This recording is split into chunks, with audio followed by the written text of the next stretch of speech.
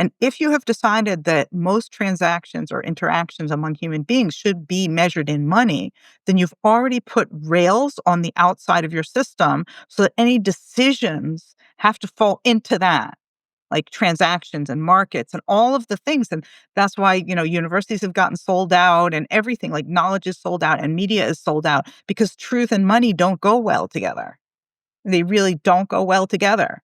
And so if you sold everything, like including truth and influence and everything, you really have a distortion because your circulatory system has taken over your sensory system.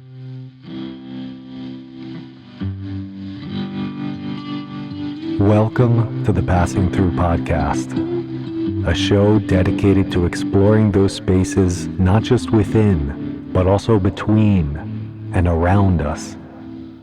The cracks in the walls, the moments between the moments. I speak with thinkers, authors, artists, teachers, and everyday humans who have touched the edge of the ordinary and found something to bring back. This week, we're passing through with the lovely Grace Rachmany, where we'll take a look at the relational, emotional, and ecological connective tissue that binds us to every living thing on this planet. Grace is a field representative dedicating her energy toward addressing the metacrisis. She's a pioneering thinker, writer, consultant, and coder whose work bridges decentralized technology, digital democracy, governance, and new forms of economy. But her work extends beyond the world of code and contracts and asks deep questions about what it means to be human amidst a collapsing civilization. I first met Grace earlier this year, back in Hungary, during the Global Eco-Village Network gathering where she spoke about bioregionalism. I loved her spirit and her sense of humor, and so I was really excited to sit down with her again and have some time to talk. Grace is passionate about promoting the vision of a world where everyone has a say in the decisions that affect their lives. She's also the founder of Voice of Humanity.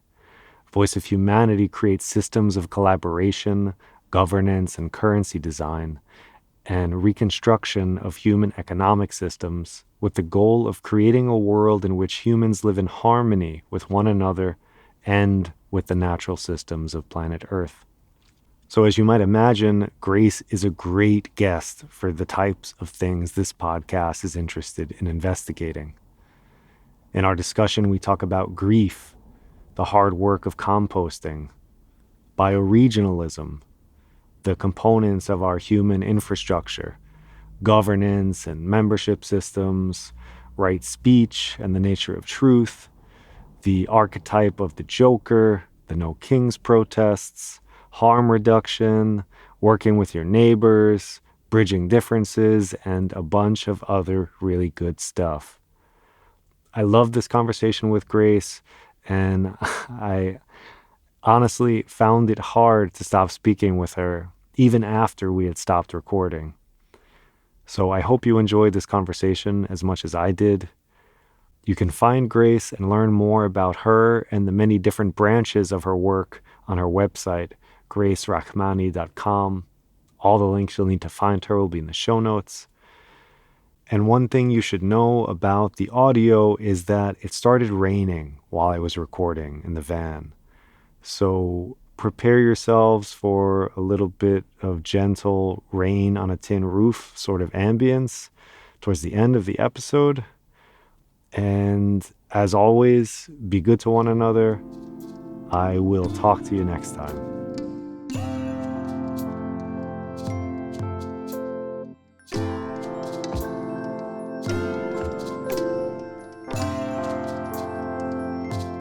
Grace Rachmany, welcome to the Passing Through podcast. It is lovely to see you again. Yeah, pleasure. Thanks for having me. Your podcast is awesome. I'm really honored to be here. Yeah, thank you. Thank you for the kind words.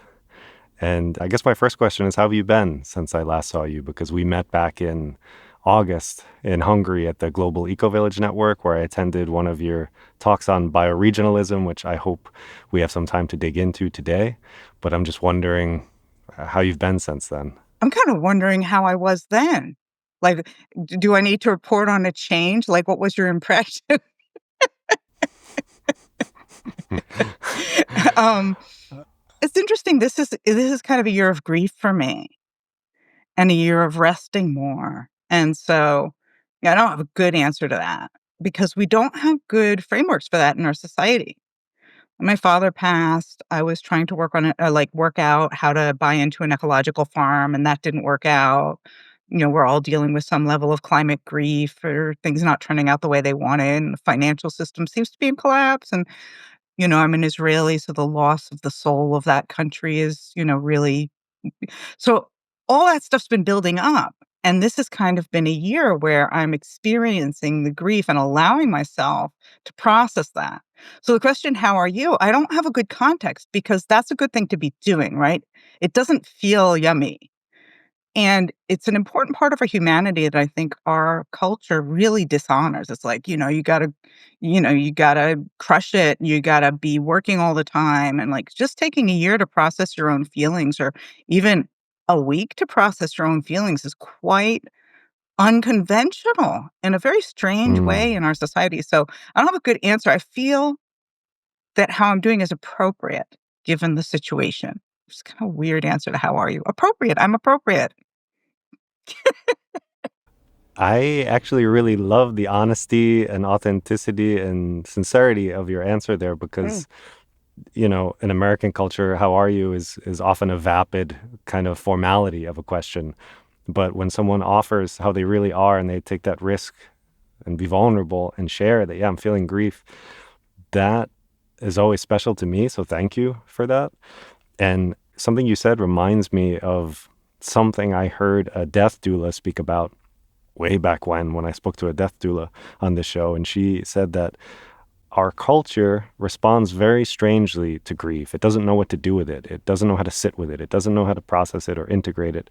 And there's this imperative to just be done with it and move on and go back to work, focus on what you have to do, be productive, contribute to society, and how unhealthy this is and how important grief is. And when you look at the seasons, to go back to this ecological farm, and I want to hear more about that maybe if you're interested in speaking about it. But this sense of ecology, and ecology does this, right? Like we are entering into this kind of grieving period where all of the leaves are being lost, things are getting quiet and cold and dark, and it's important to have this time, I think. So Mhm.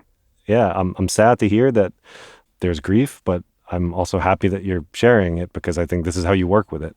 Yeah, and it's only through composting, right? Those leaves, one year, I was living in a rental place, and I felt that I had to rake the leaves because that's what you're supposed to do, but as I raked them, I could feel the bareness of the ground as it knew that the snow is coming, and I'm taking away the nice warm blanket. And I'm Mm. taking away the compost for next spring's crocuses or whatever would have grown there if we didn't mow the and all of that. And it is one of the reasons that I wanna live in a place that I own because it just seems tragic. Why are we taking away this compost from our lawns? And it's beautiful. It's not less beautiful than the lawn. I was just walking through the forest now. I mean, it's a beautiful carpet that you're walking through, and it's just such a disrespect for what death really means and the renewal of life coming from the composting of the old, and that's where we are in our society now. The old is crumbling, and, you could say, "Oh my goodness," all of the stuff that hadn't been showing before is now showing about our society, like, all the ugly parts are showing, and your green leaves all fell off, and now you're looking a little wrinkly, aren't you, and a bit old, and, um, and our society is looking quite wrinkly and old, indeed, in many ways, and I was speaking to a young person today who's doing research around new economic systems and whatever, and that's what I do, and I said, "So, what should we be doing and what things are emerging?" And we hear this emerging, emerging, emerging, but we're not in the emerging stage. We're not in the emergent stage. We're in the composting stage. Mm. Yeah, I love that. I didn't expect to start here. We're going deep quickly. I like it. Well, I've Um, been listening to your I podcast lately. The last few ones were like, oh, whoa, okay. I Yeah. just finished reading Vanessa Andreotti's book, Outgrowing Modernity, Yep. and she's amazing. I don't know if you've read any of her work or her I previous haven't work. gotten to that one yet, but I've been listening to some of her stuff, and I read the previous one, yeah. Yeah, so you're familiar with this idea of composting our shit, which I love as a metaphor Mm, because it's so important. Like you said, we are seeing things growing long in the teeth. We are seeing things seem to enter their decadent phase, and things seem to be in collapse and decline all around us. And as those systems unravel, we are forced to compost our shit. That's the thing that's being asked of us, and it's very uncomfortable. It's very difficult. We don't have the skills. We're not taught how to do these things by our schools, by our education systems, by our socialization. So this topic of composting isn't just something that's important when you are working with the land and listening to the land. It's something that's important to do inside of ourselves and mm. between ourselves relationally. So, yeah, I love this topic. I'm curious to hear what your thoughts are on this. It sounds like we share a similar view here, but when I look around, I wonder maybe this could be a bridge into bioregionalism because I would guess, I don't know if I'm right, you know more about this than I do, but I would guess that in order maybe we should first start with what bioregionalism is. But the question I have around it is I would imagine that composting process is probably a foundational part of beginning that work and shifting Mm. out of old systems into bioregional systems. So I come from the area of global governance, planetary governance, and that's what I've been working on. And I've been working on it for maybe 15 years, thinking when the Arab Spring came, I thought, "It's great. You really wanna overthrow your dictator." And then I thought, "I got nothing to recommend." Like, I cannot recommend this parliamentary democracy. I can't recommend the other types of democracy. Like, there's nothing out there. And we really need to think. We have no forms of governance of nations that seem to be working well. And it's not that there never have been.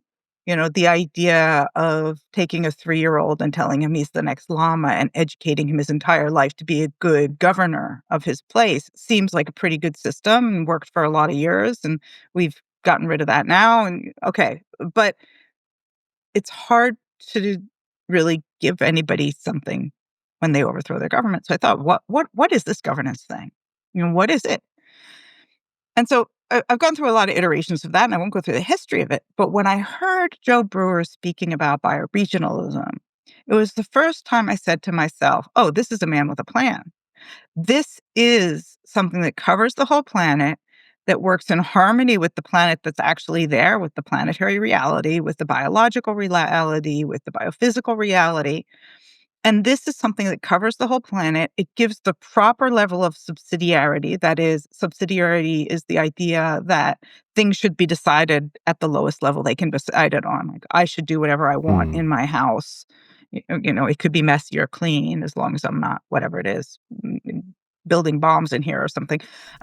Or maybe I should be allowed to build bombs, just not take them outside or blow them up. But so I can make my own decisions in here and then at the village level and so on. That's the idea of subsidiarity, that decisions should be made at that level. And bioregionalism is the idea of really taking a look at where are you and where's my water coming from? Where's my food shed? And where's my watershed? And where did textiles used to come from? And how can we make maybe the biggest or the smallest possible unit that is sustainable? And this was something that was studied, I believe, in the late 80s, and when they started understanding limits to growth. Hmm. And they got a bunch of scientists together and said, "Okay, what should we do?" This was the plan they came up with. And I it's just it's a little bit gloomy. Like pausing for the gloom.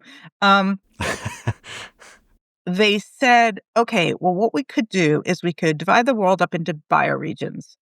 Each bioregion starts to create bioregional governance and revive the metabolic systems of the bioregion. And I'm calling them metabolic systems because nature has a metabolism. A river is clean if it's metabolic systems, and whether you believe it's alive or not, right? It has metabolic Mm. production. And then when you put a dam in it, you've actually clogged up its system of providing clean water, right? And if you run off your chicken farm pesticides in there, then you're also affecting the metabolic capability of you as a person living along the river to get clean water. And Hmm. now we all have, there's microplastics in every drop of water on Earth now as a result of this interference.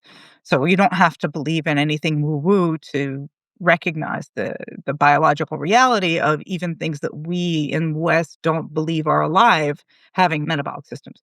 And so if you restore the metabolic systems to the biological foundation on which we happen to live, because we eat our food from this thing and drink our water from this thing, if you restore several thousand of these bioregions in the world, when the ecological crisis becomes more acute, right? Again, this is the 80s. When it becomes more acute, some of those bioregions will be able to continue to sustain human existence. Okay, so this was 50 years ago, almost almost 50 years ago. They already were saying when this collapses, and the only way out is to hope that some of those bioregions will recover. Hmm. And you could define bioregionalism in a whole bunch of ways, but it's harder to do that, right? It's not exactly right to do that. But there's quite a lot of work that started to come out in Cascadia, and they've have bioregional mapping, like a book that they put together 30 years ago in the Takaranto region in Toronto. There was a big movement that started around this bioregioning and replanting of forests and whatever. So this movement did have legs at the time, and then it kind of got quieter. And there's an and you could also say, look, this is just the same as ecological movement or the environmental movement or by any other name. Bioregion gives it more geographical kind of place, and it gives a context in which one might be able to take small environmental projects and put them into a context where they would interweave in ways that make more logical sense. And you definitely do see the buzzword people who used to be in sustainability and then were in regeneration. Now they're in bioregionalism. So there is a progressive buzzwordology uh, thing going on. Hmm. Thank you for the context. I'll try to summarize a little bit. So, if I'm understanding correctly, then a bioregion can be something as small. Like, I'm trying to think of things in terms of size for people who are thinking, okay, I understand it's tied to ecologies, it's tied to local ecological metabolisms. Right. Well, it depends what you are. Right? A bioregion for a living being would be sort of the minimum intact area in which that species can live. So for a salmon, it's going to be a very differently shaped thing because it's going to Mm. involve the ocean and a river and all the way along that river and maybe the runoff into that river. But if you're a human being, it might be, where do I get my water from? Where do I get my fiber from? Where do I get my food from? And what does my culture consider sacred so that these trees in that area is sacred? And, so that it has to do with the survival of the particular species that you're talking about. And there is definitely cultural context, and bioregions do overlap each other. So something like that. And a good way of thinking about it is whatever country you're in, there will be indigenous names for it. Right? So people know of things like Bohemia and Bavaria in Europe, and those were Hmm. probably bioregions. Right? They're old traditional names for a region, and here in Slovenia we have regional names that represent the specific geography of those regions, and the names that people use aren't the names on the map. You've been to Slovenia, you may have had this experience. And the words that people use, they're English words, which were, I guess the Romans came through here. And so they're overlapping. They're not necessarily agreed upon by everybody, even within the region, right? Like, oh, well, but they probably the traditional regional names that people have, but not, for example, the states of the United States, but potentially, the First Peoples locations or a particular tribes grounds would be, what a tribe would consider a region might be a bioregion. Hmm. Okay, that's helpful.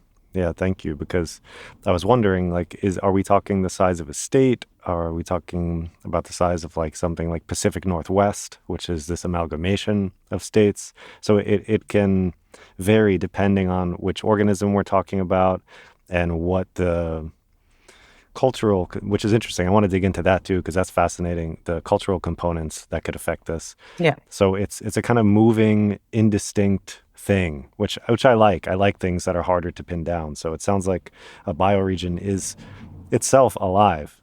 In some ways, that's right. So in the Cascadia bioregion, sometimes they call it the Salish Sea, right? And the Salish Sea is cut in the middle by country border, which is very strange, right?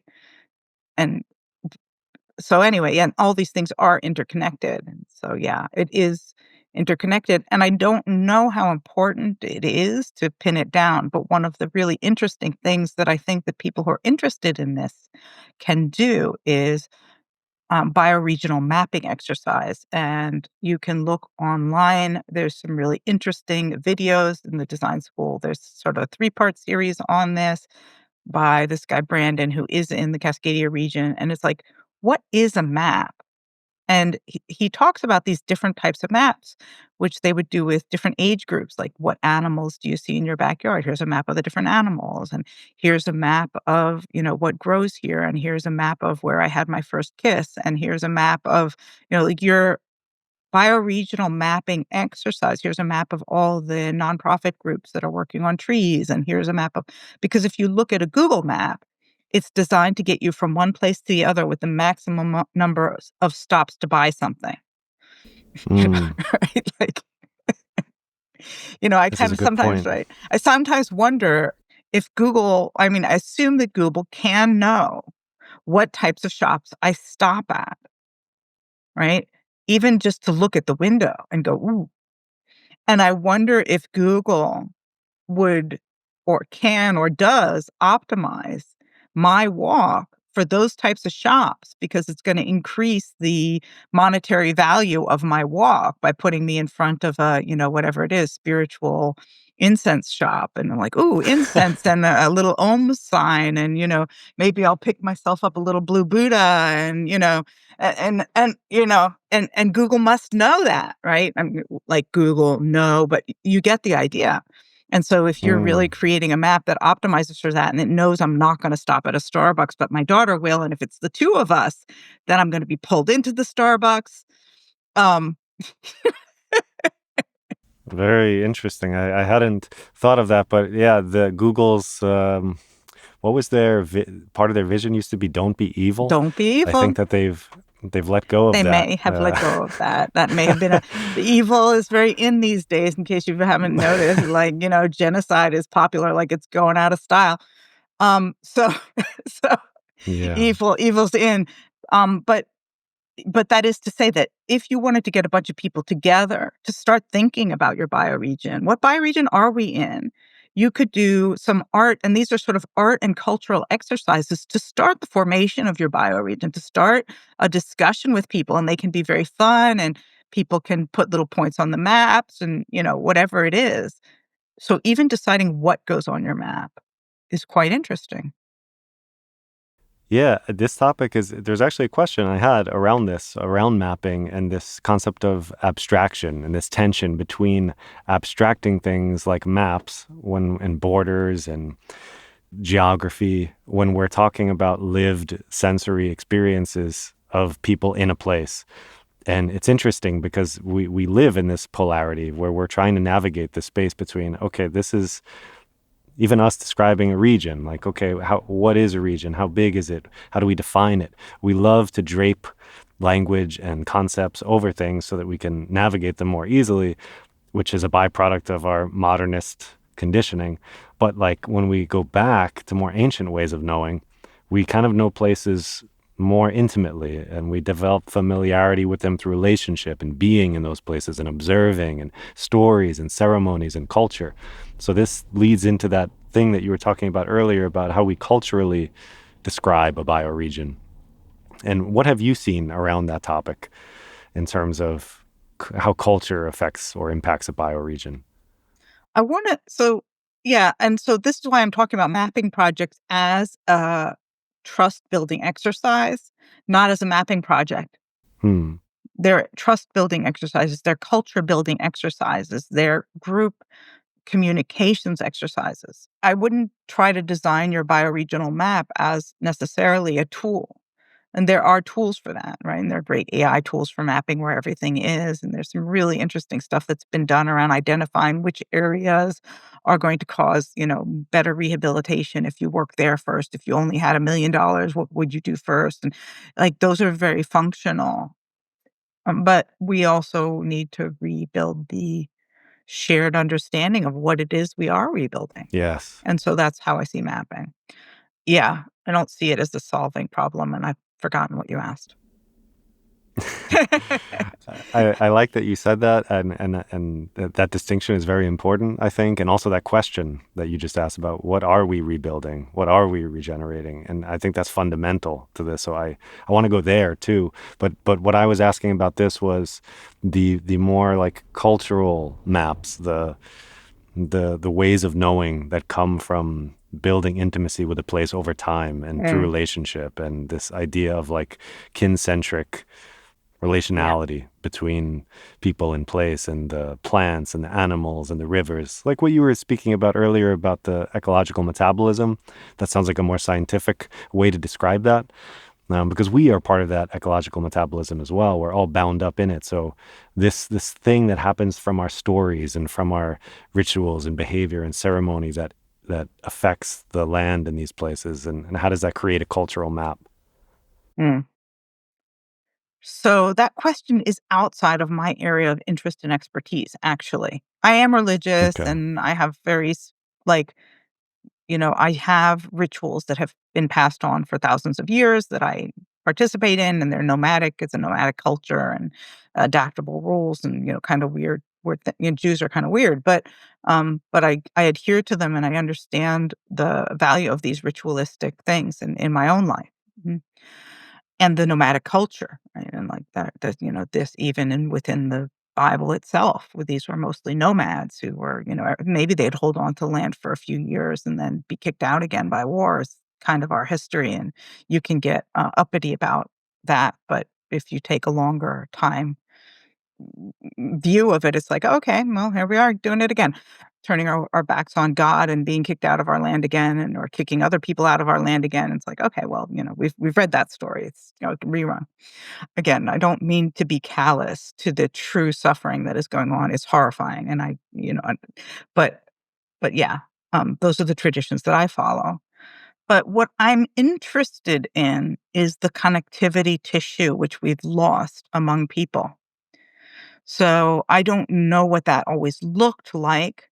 Right now, it looks like English, right? We're in Europe, but we're speaking English to one another, and that is sort of part of the connectivity tissue, and you can think of these, smoke signals in North America that the first peoples maybe used, that we learned about in school, about how they would use smoke signals across the tops of mountains to inform one another of things, Mm. across tribes, or sign language that we learned that the Indian tribes had some sort of sign language even though they spoke different verbal languages. I don't know anything about that except for what they taught me in school, which seems to have some coherence. And then there were different kinds of trades that people had. And in those societies, it appears like trade was much more about providing a peace offering than giving you something to buy your land. It was more like, I'm going to give you a peace offering. And that means that you're allowed to use this land, but it doesn't mean you own it, kind of things. Like they had rituals and things like that. And so I'm interested in that connectivity issue because there isn't bioregionalism now. There's a lot of blah, blah, blah, blah, and you can see the beginnings of it in Colombia and some of the work that Joe Brewer is doing. You can see the beginnings of it in some other places, but these regional foundations that are sort of umbrella organizations for multiple organizations, that's interesting. It's a centralized structure, right? An umbrella organization. I'm interested in decentralized structures because they can scale. The world has ecology has decentralized governance structures. We don't think of them that way.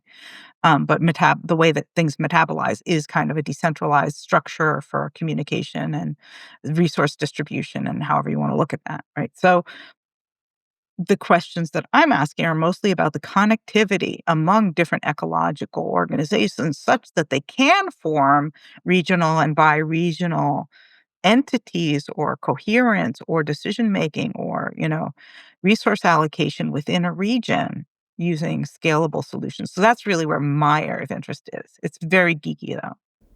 Hmm. Well, this is also something interesting to me because this sounds like more infrastructure type of stuff. So social technologies, governance that can help people start to build a bioregion or reconnect to a bioregion.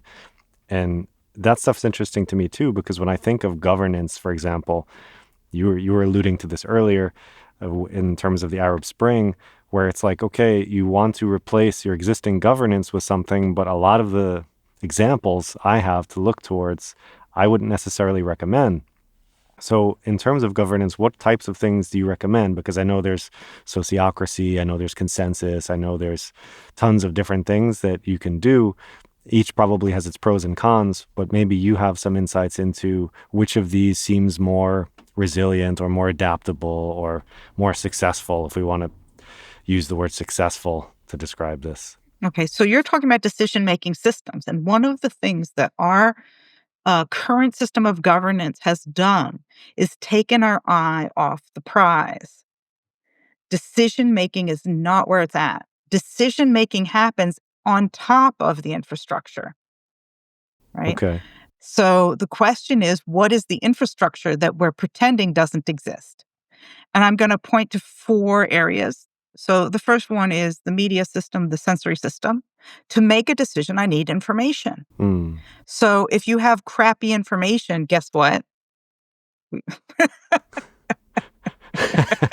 Guess what? I wonder. I wonder what could happen. Right? And we don't even know it's true anymore. I mean, the level of nihilism around that, right? And so at least understand if I don't know what the impact is going to be of building a hydroelectric dam, I'm going to make the wrong decision. Right? If I don't really know, what do you mean? Like, we actually haven't tested any of these systems for storing nuclear waste for 30,000 years. Like, we don't know that, oh, but hypothetically they're going to work. It's like, oh, okay, well, I trust that.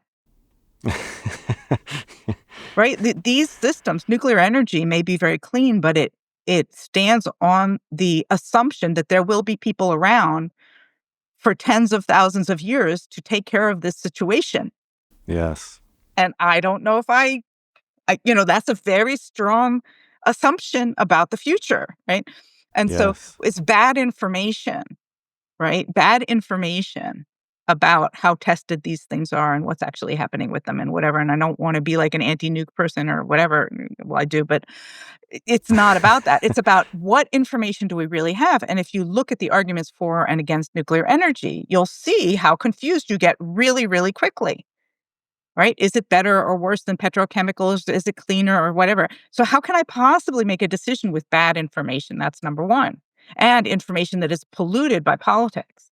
So how information is handled is the first thing about your governance, right? And this is why freedom of the press was guaranteed in the Constitution and freedom of speech and things like that. And this is why my body has multiple sensory systems. So I might like my hand might tingle, and then I might be like, I'll look at it with my eyes, and I might, like whatever, smell it, or what did I, or look, or whatever it is, right? So I have multiple sensory systems working together in tangent to give me the proper information about like, oh, maybe I need to shift my body a little bit. My hand is tingling. Or maybe I need to not eat that thing anymore. My stomach is grumbling, or whatever it is, right? We have multiple systems. The second system is the resource distribution. So I talked about food and, whatever, my bloodstream and whatever. Those systems are in place in my body in order to make sure that none of the cells die a premature death and that they all function okay. Now, in our human society, we have money. Money is a resource distribution system, no matter what anybody else tells you money is. They will say all kinds of blah, blah, blah, blah. It's a store of value. I'm like, well, what do you mean by value? Like, that's a euphemism. What does it mean? And then if you dive down with somebody who's like a real Bitcoiner or something on like, what do you mean by value? It'll become a completely circular argument. Like, money is a store of financial value. It's like, right? Like, okay, you just said nothing. Right? Money, because I value air, right? And money can't store that. And I value my relationships. And if I pay people off, they are no longer really my friend, right? Like that weird store of value. So, money is a resource distribution system, and it is not keeping all the cells alive. I'm sure you have noticed, right? It's not doing a great job of keeping cells alive like my body's resource distribution system is keeping my cells alive.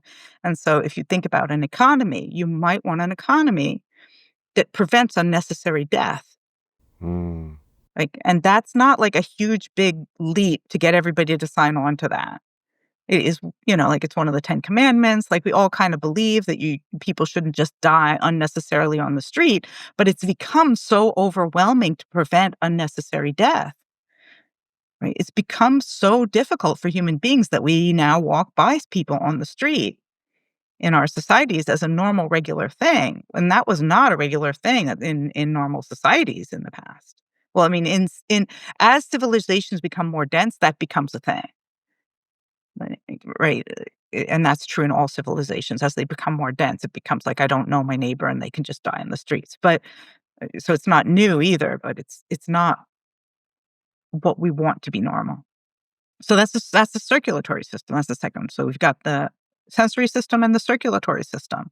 And if you have decided that most transactions or interactions among human beings should be measured in money, then you've already put rails on the outside of your system so that any decisions have to fall into that, like transactions and markets and all of the things. And that's why, universities have gotten sold out and everything, like knowledge is sold out and media is sold out because truth and money don't go well together. Yes. They really don't go well together.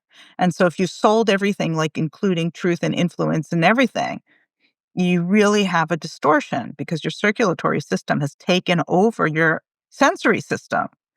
And it's like, it would be very easy to become very obese, right? If it's like, okay, my stomach is going to take over everything. Like, we know what that diet looks like. We have people who embody that. Okay. And then the final one is my regulatory system, right? What I'll call the regulatory system. The regulatory system is not a legislative system in particular. Like, I'm always the same temperature. That's how it goes. It's real regulation. If I have a drink, and I'm like, it's my birthday. Would you lend me some of your drinks for my birthday? Because I want to have more drinks because it's my birthday. I want a few more tequilas. Mm. And you'll be like, yeah, sure. We'll have alcohol offsets, right? It will not change the fact that after a certain number of drinks, the same number of drinks as before you lent me yours, I will pass out. Like, and part of the regulation is first, I can't quite find the drink. And then I'm too dizzy to get up and get the drink. And then I might pass out or I might throw up or whatever. These are multiple layered regulatory systems that cause the situation of not dying from alcohol poisoning. Right? Very rarely it does happen that people override all those systems. They usually need a friend's help to do it. But we have multiple layered regulatory systems. And we used to live in a society where doors didn't fall off airplanes. Mm. And now we live in a society where you get punished if your door falls off your airplane. That's the difference between legislation and regulation. And the alcohol system that I described is carbon offsets. They're legislative systems that do not actually regulate the behavior that we want to regulate. And so Mm. one of the most important decisions is, what does your regulatory system allow? That is, what behavior is outside the norm? And as an ecological movement, we have done a very poor job of that. So there's certain kind of antisocial people or people who've done too much drugs that might move from whatever it is, group to group, seeming like they're, really aligned with us and they really are ecological, but they have some antisocial behavior that as an as a movement, I'm just gonna say as a movement, we don't have a good way of saying, "Bro, like, we need to get you to rehab," or, "Bro, we need to get you to sensitivity training," or, whatever. I'm using the word "bro," but it could be a woman too, like, "We need you to," be like, "Hey, It's usually Grace," bros, it's unfortunately. you said it. No, but it or like, "Grace, you talk too much," or, right? "You cut Daniel off 5 times during that conversation. You gotta, what's your deal?" Yeah. So we don't have a regulatory system even within our organizations or graduated sanctions. First we're going to talk to you about it, then we're going to send you to some training, then whatever, and then we kick you out. We only have like rage quit and kick people out off of the server, and we don't really have good systems for that. And and as you can hear, those systems aren't just both in my body and in society. They're not just about punishing you, they're about warning you. Hey, Mm, this drink smells a little stronger than your usual drink. Right? Hey, this person is whatever. We're warning you. This is your first warning for speaking out of turn. mm. Yeah, I really like this what you're describing here because there were a lot of thoughts that I had as you were speaking, but I guess I'll go in reverse. The last one that I just had when you were talking about systems that are working together to warn us, I was thinking they also work in concert to promote symbiosis inside of us and between us, like relationally. Because if you are incapacitated on your birthday because you drank too much tequila, you are now vulnerable to attack, all kinds of things Yeah, that you wouldn't grab my want to crypto have happen. wallet. Yeah, that's right. Yeah. Yeah, identity theft, monetary theft. Maybe someone takes your kidney. Like who knows what's going to happen? So now you are some people should maybe in a functioning system where everybody is well regulated and everybody has an intact sensory apparatus and they're getting good information and the circulatory system is moving and there's a also what's circulating I would think would be like love, respect, compassion, reciprocity. Like you would have a culture of care where you would see somebody who's incapacitated and you would want to protect them if the culture was working as it should. And then you would have that talk about, hey, bro, you shouldn't have had so many tequilas. You should have stopped after 6 and or whatever your tolerance is. And I was thinking, yeah, this promotes symbiosis, but also I was thinking of our current if we use these to kind of investigate the health of our current culture and society, particularly, I guess I'm not talking about Western culture specifically. I guess I mean American culture when I think about it. The circulatory system is totally dysregulated. The money isn't flowing. It's all clotted up at the top where nothing is flowing down to those lower extremities and they're turning blue and purple and suffocating and dying needless deaths, as you're saying. The information we have is unreliable. Even our senses now with the emergence of AI. I don't know if you've been fooled yet, but there are times where now I'm able to get fooled by AI, whereas before this wasn't a thing. And now I'm thinking as it becomes more and more convincing, we are going to have to negotiate what is truth, what's real, what can we trust our senses to tell us. We are venturing into uncharted territories. So these structures or not structures, these systems that you're describing, I think are more important to realize and talk about and work on now more than maybe ever before. Mhm. Yeah, and first of all, the first thing I'm doing is making them visible, right? Mm, Like, there's an assumption that the next society is gonna use money, and I'm like, "I don't think it will. Why would it?" mm, And people say, "Well, you need a means of exchange," and it's like, maybe you don't. We know where every piece of food is in our system. We know what supply chains it traveled. We know I talk sometimes about the Aadhaar system, right, in India, where they have everybody's retina scans. Now, I don't think we should be aiming for a top-down system that manages 1.5 billion people, which is what they have. Really almost 1.5 billion people who have digital ID based on their iris or retina. I don't know how the technology exactly works. But what that means is that India can tell if a particular family hasn't been to the market, and they can tell that this particular family maybe is gonna starve, right? Like, now, that's a level of surveillance that nobody wants. And it's a level of responsibility that nobody wants. Like, oh, now I'm responsible to make sure nobody starves to death. And there have been some accidents with the system where people weren't able to collect and did starve to death. Like those were kind of outliers, and it's actually been done and implemented pretty well for an national ID system. But, right, we now can actually know if somebody hasn't eaten, right, on some level. Now, the question is at what level, right? Where's the subsidiarity there? And so the next thing I really want to break down around is communities and where we want those decisions to be made.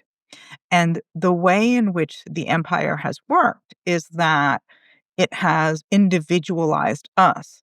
So we don't have a tribe of people who know that we're having a bad day. That is a membrane, right? That's the fourth thing, which I didn't talk about. It has to do with our defense and regulation systems. You have to have a membrane and you have to know what comes in and out of that.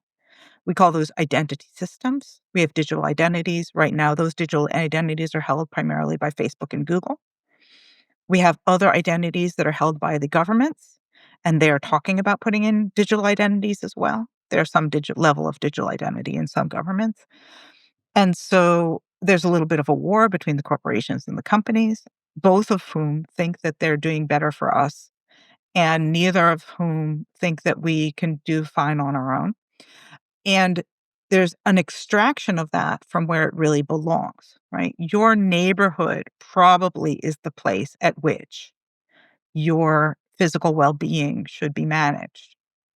And those probably are the people who should be able to say, "Hey, bro, this week is the apple harvest or the beach cleanup, and nobody from your family showed up. And this is the third time in a row nobody from your family showed up. And we won't let you have food from the community garden anymore because," and again, I'm talking about some very futuristic idea. Or, we're gonna recommend that you get taken off of state welfare because you haven't shown up 3 times in a row, and we know you've got 3 15-year-old sons or whatever it is, and nobody comes to the beach cleanup in our neighborhood, right? You can start to imagine that the right level at which to decide if somebody gets some social benefits has to be in a fairly small group of some sort. And there's the technology for doing that, for allowing your membership cards. That's one of the things I'm working on is how do you have membership cards? So the Eco Village network, you've been to an Eco Village, right? They know who the members are, and that really means something. And a membership card shouldn't be issued by the international European, or the European Eco Village network. It should be issued by the Eco Village itself, by the village, by the neighborhood itself. And then maybe the municipality has a list of the valid neighborhoods that are trusted neighborhoods. And then maybe the municipality, I'm gonna talk about it in a city, but let's say that each neighborhood issues its membership cards. There's some people in the city who have no membership card, and it's like, "Well, do you live in any neighborhood?" So either the municipality has to take care of that or say you can't use the library or whatever it is, right? Again, I'm gonna speak in municipal terms because I think we all understand that. But it could be transferred to any group. And so it might be something like, okay, every neighborhood has their rules for being in good standing. If there's one neighborhood that has gotten really antisocial, then the other 8 neighborhoods surrounding them come in and sit down and we have a talk. Like, what's going on in your neighborhood? Why is there so much violence in your neighborhood? Why are there so much? And now as a neighborhood, we can regulate the other neighborhoods. And that might be neighborhoods, that might be pods in Extinction Rebellion, which they need to know who really are the trustworthy activists who can keep a secret. So they want to issue their own membership cards. So that's membrane, right? Every decision-making system has a membrane. And you know that you're part of the existing system if you hold a state-issued identification card. And if you don't, well, that's a problem in today's world as well. Or maybe it's a freedom in today's world, who knows? And you know you're part of the resource distribution system if you have a bank account. And so right? And so then you're inside a system which has a membrane. And the banking system is great. It's a really good international system that it's great in terms of its reach and scalability. But it's an example of something where it's not centralized power. It's a centralized base of assumptions or agreed upon base of assumptions, but there's no centralized power running the banking system. And so it provides for me a way of thinking, and the same thing with and it's not exactly true right? There's like the SWIFT system, and there are centralized entities, and IMF and stuff like that. But they're really in central banks and stuff like that. But basically, it's an agreement system with protocols among all of the people in the world that use it. And that's why I think about those things, or like I said, English, which is a translation protocol. There are international protocols that are working to keep us in the default system, and they could be built upon or altered in ways that would put you in a separate system. And you could have one foot in both. These are digital systems. Hmm. So the question that just arose to me based on that last part that you shared there of modifying existing systems, to refer to Vanessa Andreotti again, in the previous book, Hospicing Modernity, she talks about these different aspects of the path forward, you could say. And one of them is to reform the system. She subscribes to the belief that the system is beyond reform and needs to die and we need to hospice it. Would you say that you are optimistic then that with certain changes and modifications that there is the possibility to reform some of these structures? Or do you also think that collapse is more likely? Collapse is already happening. I think it's actually impossible to reform these structures. I think that what you can do, but I'm also a tech bro, right? She comes from natural systems, which is things die and compost. I come from tech bro world. So as a tech bro, I would say you build the parallel system, the Bucky Fuller thing, like you build the parallel system while it's similar, right? Because the old one is dying. So you kind of extract from the existing system to build the next system. But yeah, you build the new thing while you're in the old thing, and Yeah. you move your resources more and more to the new thing. I don't think there's any hope for the existing systems. I think anybody who's spending their time in the existing system, particularly in the making noise areas, is probably not using their resources in the best way. Hmm. Although some of the making noise really does work. I mean, I have friends who've managed to reform some things at the municipal level, and we all have our place. But I Yes. I don't think that the existing system can be reformed in a meaningful way. Yeah. As you said, some people have a certain genius or ability or gift to work within a certain space. And if that space for them is municipal reform and they're able to get clean drinking water or get the lead out or put in some regulation, that's a nice thing as the system's collapsing to do, then more power to you. Do it, make the noise. So Absolutely. I'm with you. Absolutely. And, I and I, think t- you can prevent harm that way. yes. Yeah, Yeah. And harm reduction, I think, is still a worthwhile thing to pursue, especially in these times of collapse where things are just crumbling and things are falling on people, and reduce harm as much as you can. yeah, I think that's right. It's a worthy way to spend your time, and yeah, I'm all for like, it doesn't have to be my calling. This kind of goes into something we spoke about before we started recording about right speech as a way to reduce harm. And I think that is a good way to reduce harm because sometimes people hear these kind of conversations and they feel like, oh, these are a pair of doomers here talking about collapse and how everything is bad and these systems are beyond reform.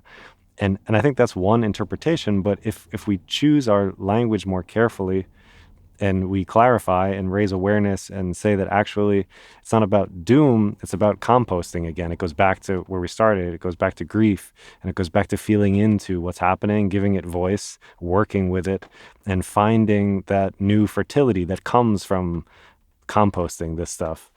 So, yeah, right speech to me is one of the vehicles that you could use to navigate these turbulent times. I guess what I would say is, generally speaking, these are spiritual questions. Like, what am I going to do today is a spiritual question. Am I going to prevent harm? Am I going to fight the existing system? Am I going to engage in civil disobedience? Like, I'm not going to fight the system, but I'm going to drink raw milk. Like, whatever it is. I'm going to visit my neighbor who's, sick, even though I might catch a disease. Right. So these are spiritual questions, and they're spiritual questions that in a lot of ways I would say, okay, so right speech or whatever it is you want to say, right livelihood. There's a tendency to believe that the ends justify the means, and I don't have evidence to support that. Can you say more about what you mean about the ends justifying the Right? means? Like if we didn't fight World War II, blah, blah, blah, blah. Right? If AI saves humanity, it's okay that it burns up so much energy and GPUs, right? It's like the ends to if, if it, right, if the Chinese get there before us, so we have to. There's a lot of ends justified. We are the good guys and the Chinese are the bad guys, and the end Hmm. justifies the means. There's a tremendous amount of end justifies the means. Yes. And in fact, even the word justify, like, if you're justifying something, it means you know it's wrong. Mm. Whatever you have a justification for, you know that according to your own moral code, not somebody else, because I don't know what yours is. But if you find coming out of your mouth words of justification, you know that you have violated your own moral code or the moral code that you have attested to, right? Banning hate speech, there's a justification for banning hate speech. It's all justification. But what is hate speech? Like, either you believe in freedom of speech or not. Now, there isn't freedom of speech for bots. Okay. So banning bot speech, I'm all for that. Bots don't have the same rights as humans. But banning human speech doesn't work. I don't see evidence. And then as soon as you start banning speech, you start down the path of authoritarianism, which is why you were banning hate speech in the first place. Like, let's ban hate speech so there isn't hatred. What you create is an authoritarian, hateful regime in which now the UK is arresting 60 people a day for speech crimes. Mm. And it's like, that's what you're trying to avoid with hate speech, isn't it? Arresting people for what they said. Like, it's so I don't see evidence. Right. So whatever that's what I mean about justification. And that's where right speech comes in or whatever it is. Like, it is right to tell the truth. It causes a lot of good things in your life to happen.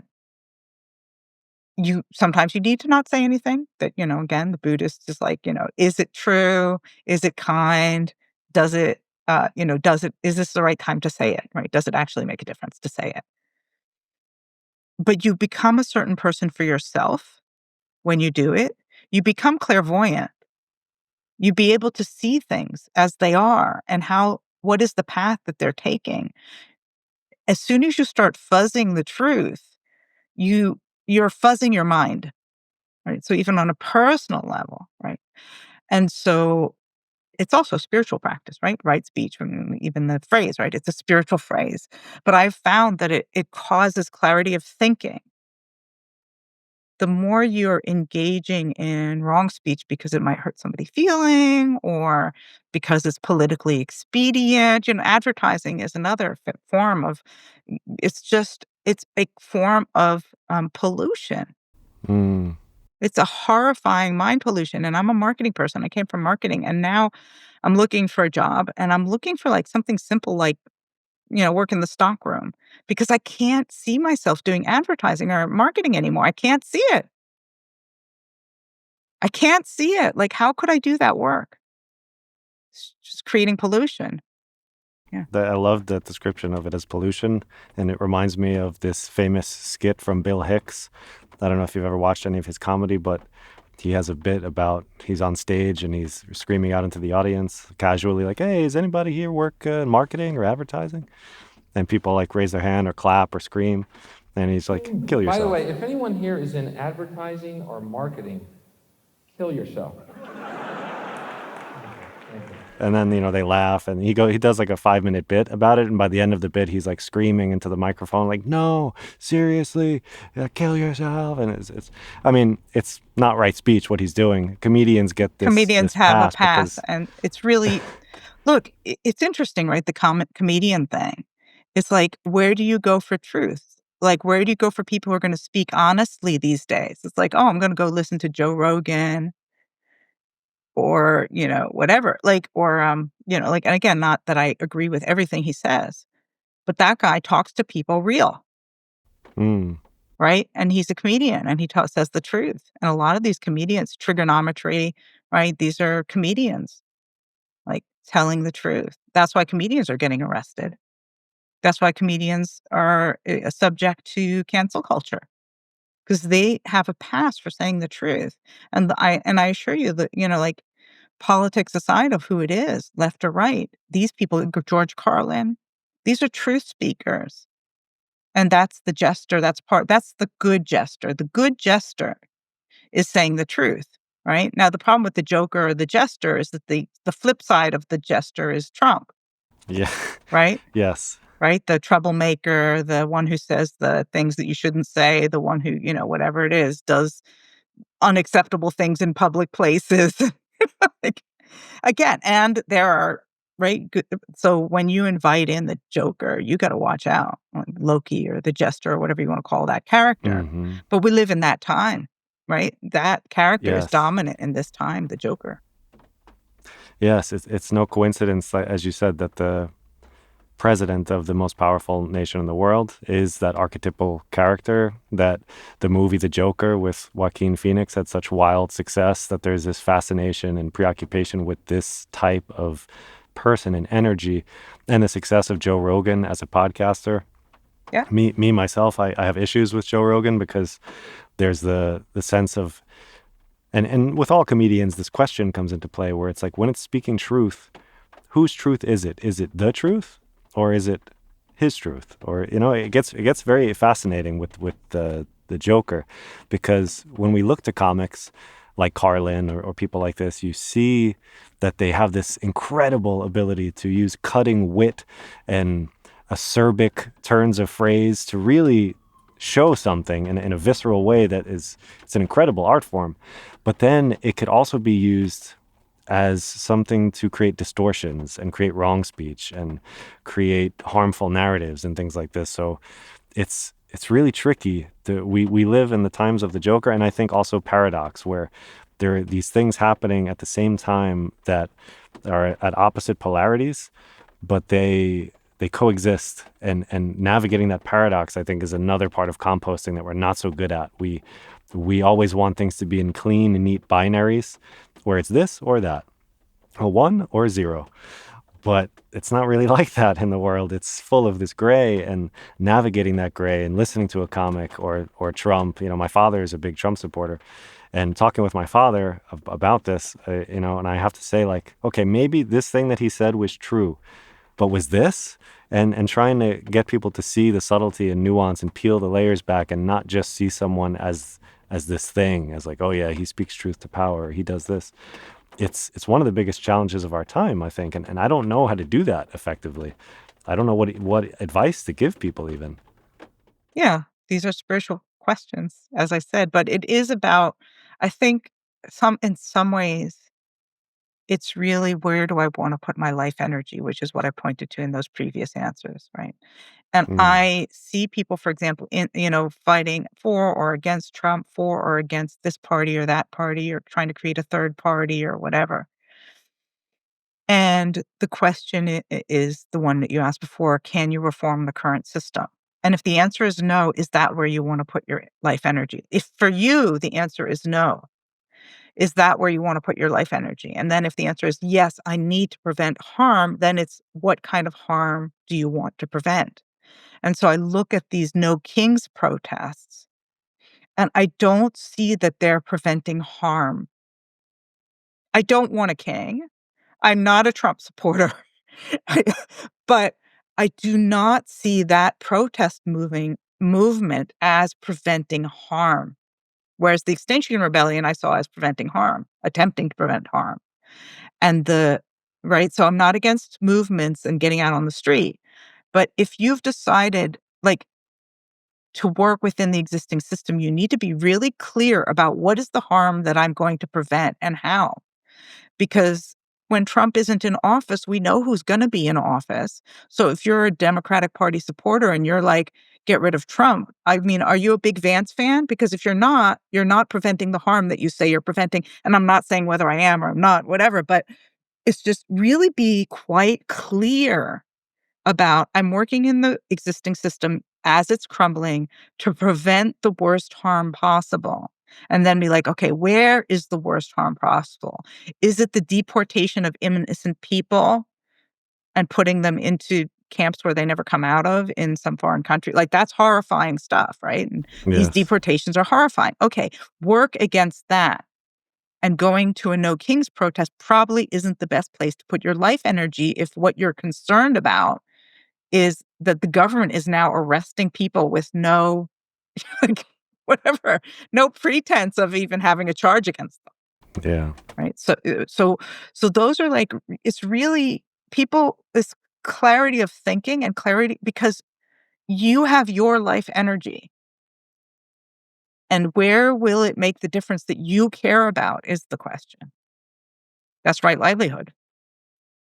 Yeah, I agree with what you're saying. I do find those protests largely ineffectual. Yeah. And I do think grabbing residents, legal residents, and even citizens up off the street without due process by masked agents and throwing them in the back of their vans, sometimes taking mothers away from their children. All this stuff is, I never thought I would have seen that in my lifetime. That's something that the U.S. would invade a foreign country for to restore democracy to it, if they Right. were caught doing these types of things. And yet the United States is doing them in broad daylight. So it's scary times. It's very strange to, especially to be witnessing it from afar. If I was there, I don't know what that would feel like. That, particularly, I'm from New York, so there's Queens specifically, and Queens, it's so ethnically diverse. I just think that friends and acquaintances and coworkers could just be grabbed up off the street there because their skin is brown is, yeah, terrifying. Yeah, it is terrifying. Yeah. And and again, also to give sort of the alternative, right? These young Republicans and the things that they're doing, like you could say January 6th was an ineffective movement, like storming the Capitol is ineffective. But talking about bringing jobs back to America is to benefit for everybody, right? And working on how do we re-educate these people and this is why there's a big movement on the right. And it's not about pro-Trump or pro-Democrat or pro-Republican. It's about there are important points, whichever side of the political spectrum you belong on, and having better education and not having everybody be in debt for for the rest of their lives and having honorable jobs for Americans or whatever it is if you're an American or for whatever your countrymen is, or Germans if you're German. On both sides of the political spectrum, you have something you care about and where you want to reduce harm or reduce suffering. And that's where you want to spend your life, your life energy. And so that, I think that's what I'm saying. And inside the political system is probably the least effective place to go.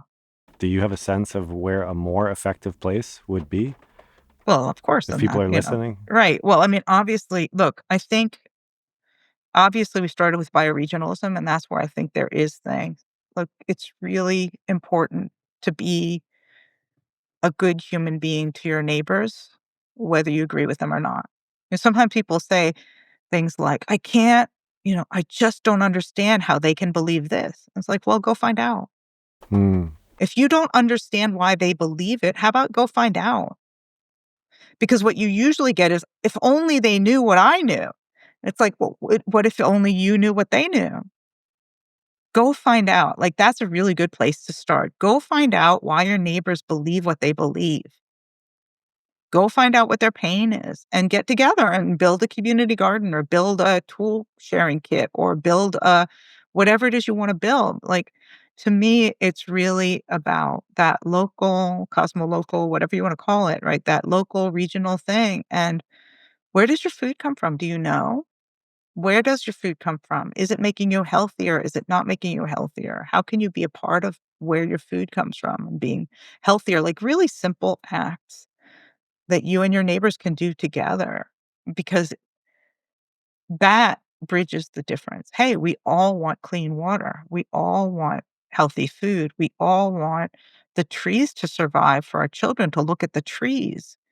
And those are not left or right issues. Those are practical. Mm-hmm. And maybe you don't agree on some of them with your neighbors, but whichever ones you agree on, do that. Let's all have a picnic. Let's share our favorite recipes.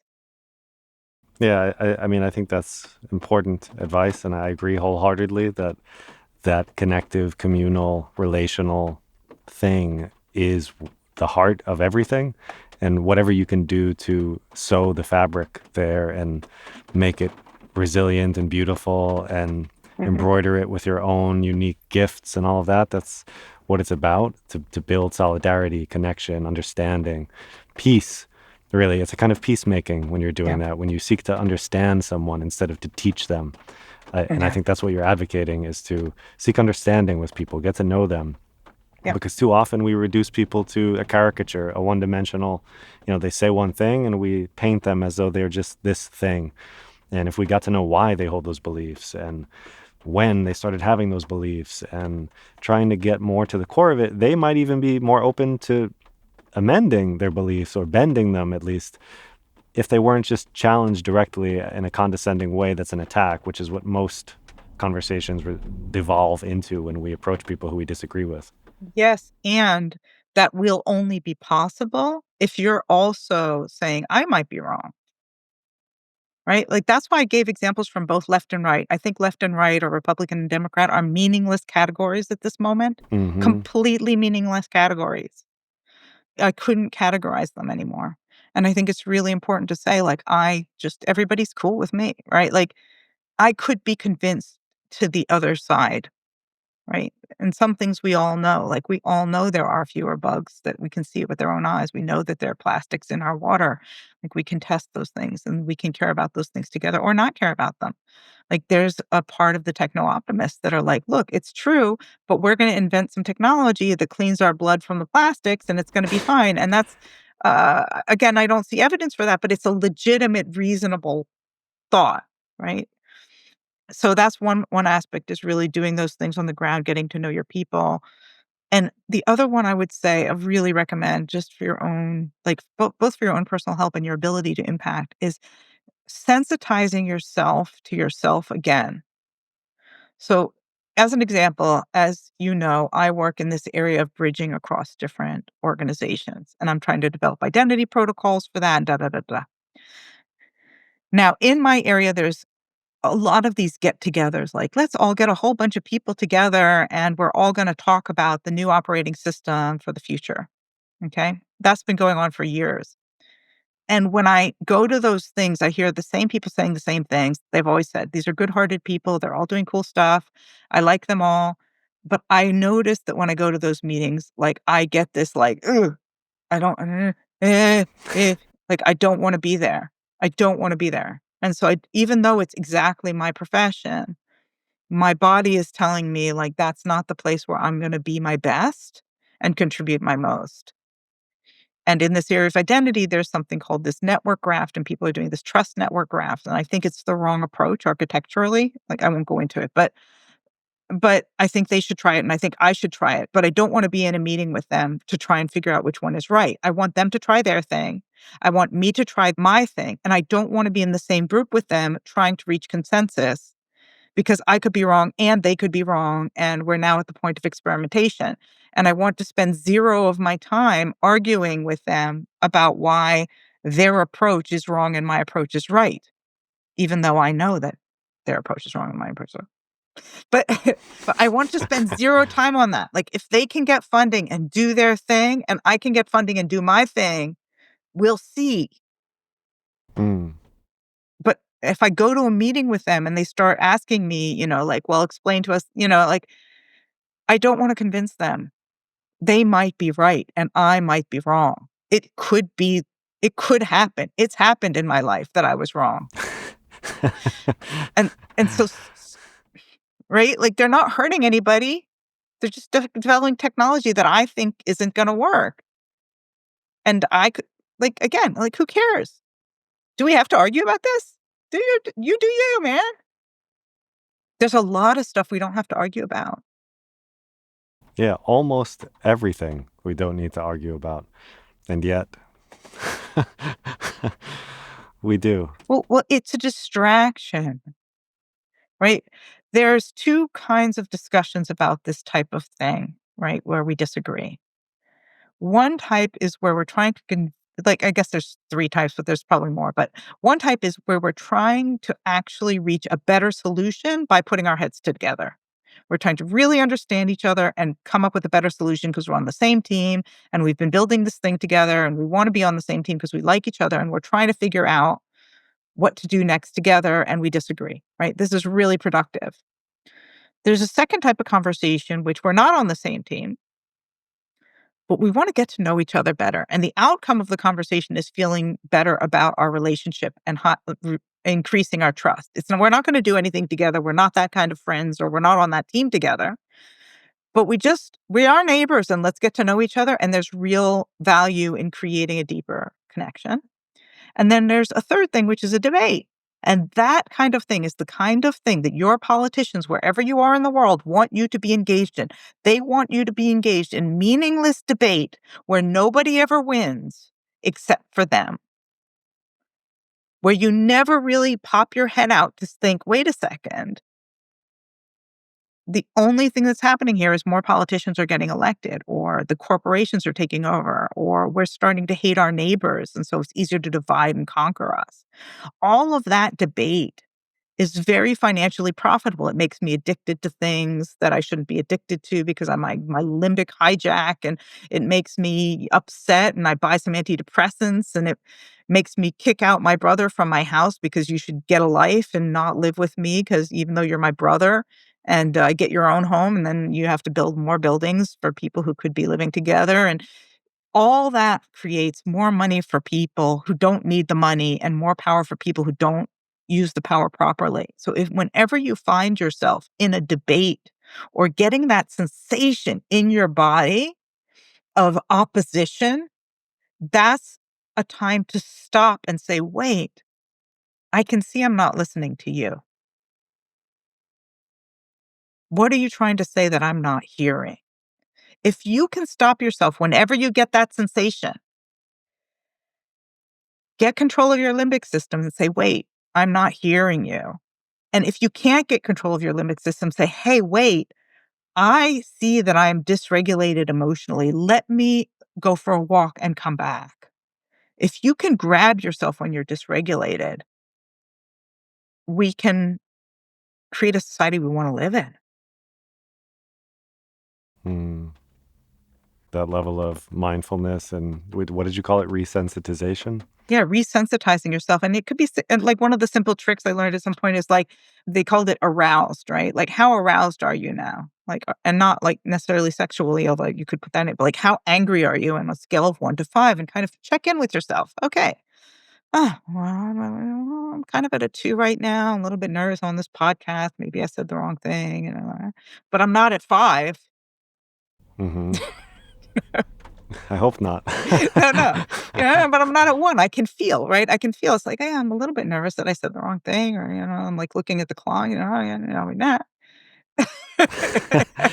Yeah, that's my life as a podcaster. Right. It's always that trying to resensitize and sense into ride the dysregulation. How dysregulated am I? How can I stay focused? How can I recalibrate? What do I need to do? Which is very, very, very difficult. It sounds simple, but it is not a simple practice. It takes practice. It takes time. It takes effort. And that's why I like it. I like what you're saying and I agree with it. And I just find even believing it and trying to put it into practice, you still fail maybe 6, 7 out of 10 times. But you get those times where you don't and it feels good. And you say, okay, this is like money in the bank. This is a way to build up that capacity. So Yeah, you're practicing, yeah. right? It's a practice, and I don't maybe at the beginning it was 6, 7, 8 times, and now it's like you fail 5 times and not 6 times, and when you fail, it's just like kind of a little bit, "Oh, okay, it was a little bit, it wasn't like that bad, I didn't really screw it up," or, Yeah. "I didn't lose it completely." Yeah. And speaking of podcast and time and looking at things and all of that, we are nearing the end here. And I usually like to give some space for something that you wanted to talk about that didn't come up, like a final little topic we could dive into, or something you wanted to share that you don't necessarily want to talk about, but you want to share, or something you want to promote, where people could find you, like all of those things, everything's on the table for you here Okay. at the end. Well, people can always go to gracerachmany.com to find all the myriad of things that I'm in. One of the topics that we won't go into today is really about funding the regenerative movement, which is it's really painful. Like, it's really painful. And we're all in kind of being nice to each other and not saying the hard part out loud, which is we're in competition for a very little bit amount of funds, and that's not how it should be. I don't know how to solve that, but I think it's something we don't talk about out loud enough. Like, I joined this coalition, and I'm hoping that I'm the person who's gonna get the funds in the end, right? Hmm. So, yeah, that's sort of one of the parts out loud just that I think that. And then the part to think about there is also, if you're involved in any of these movements, really finding practical ways to work with the resources we have. The question that I asked one of these groups that's forming right now, I said, "I'm not coming to your meetings because I don't want to. Like, I don't feel good in those meetings.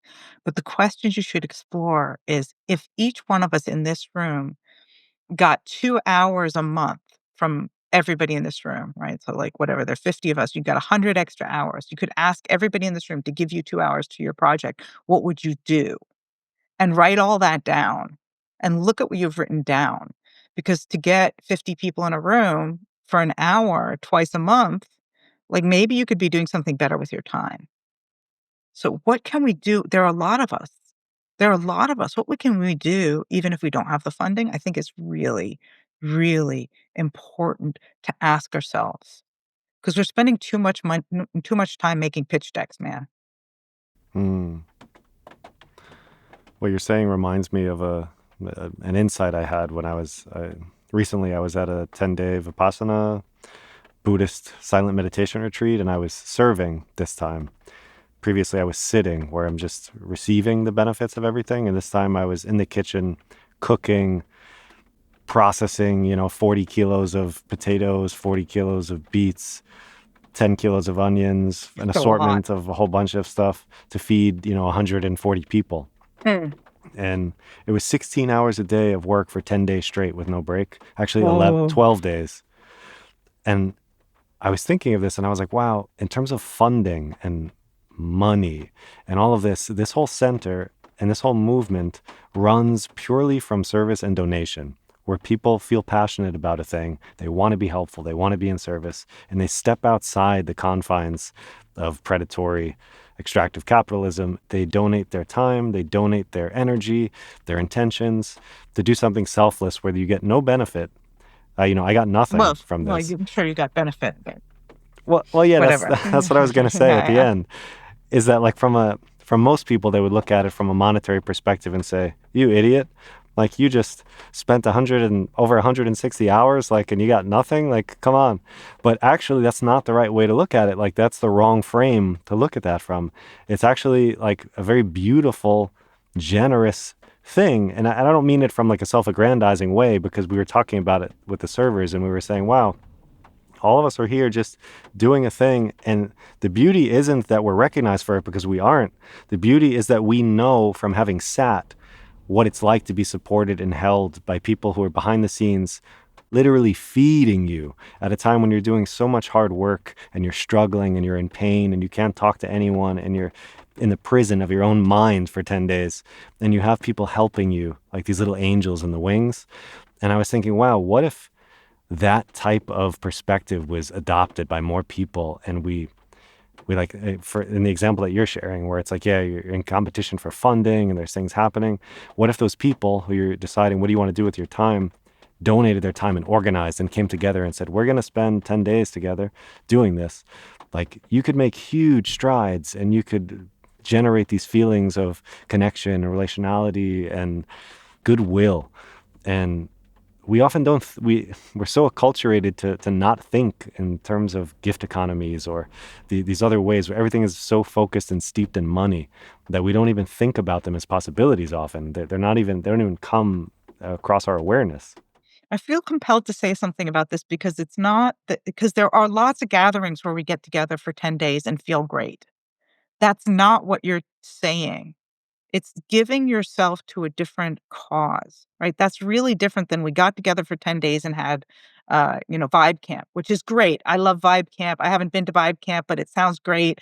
Vibe Camp happens every year. Go to Vibe Camp, right? And you're producing deeper relationships. That's not what I'm saying. I'm saying I've got a project that I need 100 beta users, and they're in that room. And if I could say to them, "Will you be my beta user? I'll need you to spend this much time," I could actually produce something, right? So I don't want it to sound like, "Let's get together again," because there's too much of that Mm. already. There's more and more, and you'll see it in the metacrisis world, like, "Join my course, take my course, go to my retreat," because we haven't figured out how to really collaborate and we're trying to make money off of each other. It's really bad. Like, it's not really bad, but it's like it's gotten desperate. It's like, I'm gonna run a course because I couldn't make money, actually building the thing I wanted to build, right? And I'm not doing that anymore. I never did that actually because my courses never made money. Um, so I really wanna differentiate, but I wanna say about what you did, right? You did whatever it was 10 days or 7 days, 16 hours a day, gave yourself in service. And the main reward you got is you know who you are. If you're ever there for somebody at a difficult time in their life, for more than just a conversation, like you've been there for a week for somebody, like we've had those moments in our lives. Those are the most rewarding. Like, I'm just getting, like, even just thinking about it.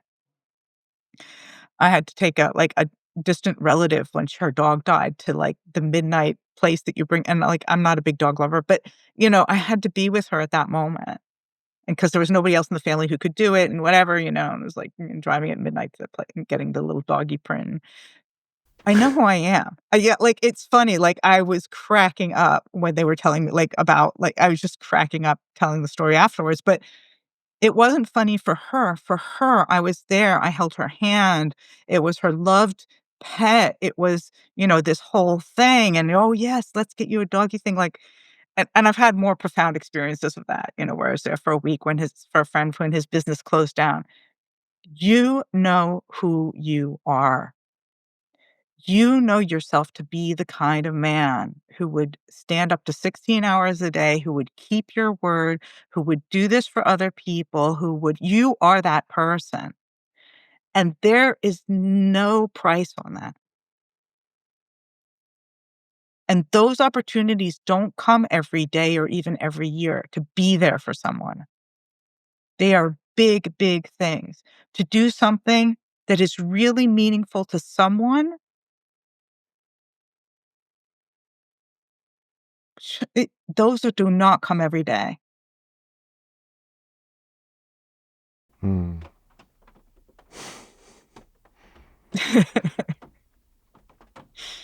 Yeah. So that's what I wanna say about that experience. Yeah. And we could be that movement where we go out every weekend and we help somebody build their clay housing unit, and we go out every weekend and we help somebody harvest their thing or do a beta test for their software, or every like, 1 day a week we could devote to actually doing something that we think is stupid, but is really meaningful to the person that we did it for. Again, not to say that Yes. any of the things that we did were, but for us isn't meaningful, but for them is meaningful, and have that done for us once a year. It's a big privilege. Like, there's so much resource we do have. So, yeah, Yeah. If we could find a way to make that a reality, oh, wouldn't that be such a nice world to live in? And it's possible. That's the thing. It's like it's right there. it's right It's there. possible. It's possible.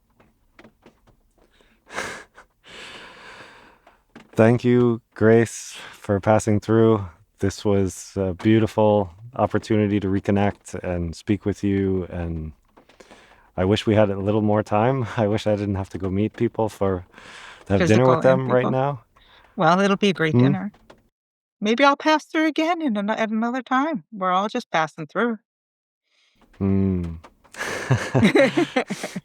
Yes, that would be lovely. And yeah, thank you for your time. Thank you for your insight. Thank you for your stories. Thank you for being you. And yeah, just gratitude. Thank you. Likewise, thank you for this lovely platform and these lovely podcasts, which I've been listening to. Thank you.